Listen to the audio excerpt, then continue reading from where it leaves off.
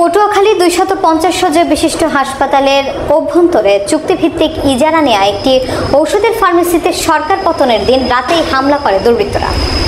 এক সপ্তাহ পর দ্বিতীয় দফার হামলা এবং লুটপাটে পথে বসে যায় ব্যবসা। জানা যায় পটুয়াখালী 250 শয্যা বিশিষ্ট হাসপাতাল সংলগ্ন পৃথক জায়গায় একটি ওষুধের দোকান ও একটি ক্যান্টিন রয়েছে। উভয় প্রতিষ্ঠানে একটি চুক্তির মাধ্যমে হাসপাতাল কর্তৃপক্ষ থেকে 2022 সালের জানুয়ারি থেকে 5 বছরের জন্য ইজারা নেয় সৈয়দ ইমাম হাসান জুয়েল। জনস্বার্থে এবং রোগীদের সেবায় সুবিধার্থে দিনে এবং রাতে সার্বক্ষণিক ন্যায্য মূল্যে ওষুধ বিক্রির ব্যবস্থা করা হয় দোকান থেকে। ফার্মেসিটি হাসপাতাল সংলগ্ন হওয়ায় গভীর রাতের বিশেষ প্রয়োজনেও নারী পুরুষ যে কেউ সহজে হাতের নাগালে ওষুধ পেত। কিন্তু সরকার পতনের দিন 5 আগস্ট রাতে দুর্বৃত্তরা ব্যবসা প্রতিষ্ঠানে হামলা চালায়। এরপরও ঘুরে দাঁড়ানোর জন্য একদিন পর আবারও ফার্মেসিটি খুলে বসে। 8 আগস্ট কোনো কারণ ছাড়াই হাসপাতাল তত্ত্বাবধায়ক থেকে ওষুধের দোকান ও ক্যান্টিনকে 3 কার্যদিবসের মধ্যে ব্যবসা প্রতিষ্ঠান অপসারণ করার নোটিশ দেয়। দিশেহারা প্রতিষ্ঠান মালিক তত্ত্বাবধায়কের সাথে আলোচনা করার জন্য অপেক্ষা করে এবং দোকান বন্ধ রাখে।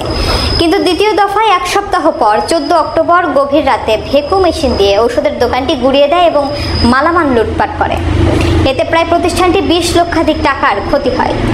চুক্তিপত্র ও প্রেরিত চিঠি থেকে জানা যায় 2022 সালের জানুয়ারি থেকে 2026 সালের ডিসেম্বর পর্যন্ত পটুয়াখালী মেডিকেল কলেজ হাসপাতাল থেকে একটি ওষুধের দোকান ও একটি ক্যান্টিন ইজারা নেয় সৈয়দ ইমাম হাসান জুয়েল। চুক্তি অনুযায়ী এখনো প্রায় 2.5 বছর ব্যবসা করতে পারবে সে।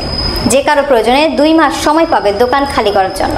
কিন্তু উল্লেখিত কোনো কারণ ছাড়াই 8 আগস্ট হাসপাতালের তত্ত্বাবধায়ক থেকে ফার্মেসি ও ক্যান্টিন বরাবর দোকান অপসারণের চিঠি দেওয়া হয়।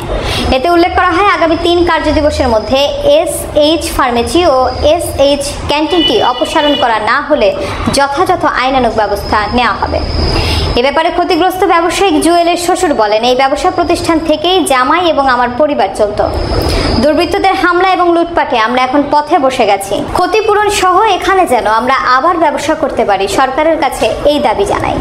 হাসপাতালের তত্ত্বাবধায়ক দিলরুবা ইয়াসমিন লিজাকে একাধিকবার তার মোবাইলে কল দিলে সে ফোন রিসিভ করে। এবং এই গন্ডগোলের সময় আমার এই দুর্বৃত্তরা আমার এই ফার্মেসিটা ভাঙ্গিয়া তছনছ করে ফেলাইছে এবং ওষুধপত্র বিলীন করে ফেলাইছে একদম করিয়া।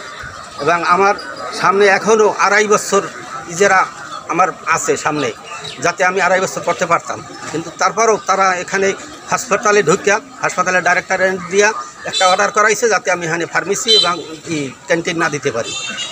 এই অর্ডার করাইয়া আমাদের বরিশালে পাঠাইছে আমার জামাইয়ের ঠিকানায়। এবং আমি যাতে এখানে দোকান করতে পারি এই জন্য আমি কর্তৃপক্ষের কাছে দাবি জানাইতেছি যাতে আমি এইটা সুষ্ঠুভাবে তদন্ত করে আমি এখানে ফার্মেসি করতে পারি, এই আকুল আবেদন জানাইতেছি।